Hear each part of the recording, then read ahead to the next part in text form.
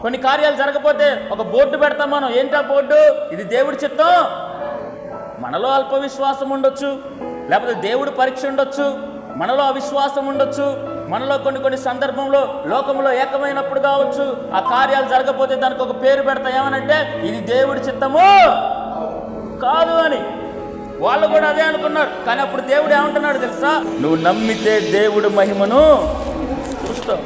వాళ్ళు ఎదురు చూశారు అంటే యేసుక్రీస్తు ప్రభువారు వస్తాడు, నా తమ్ముడిని స్వస్థపరుస్తాడు అనుకున్నారు. చనిపోయిన తర్వాత అయినా వచ్చి బ్రతికిస్తాడు అనుకున్నారు. కార్యం జరగల. చూడండి, ఆ సందర్భంలో మార్త ఏమంటదంటే పునరుద్ధానం ఉందని నేను నమ్ముతున్నా.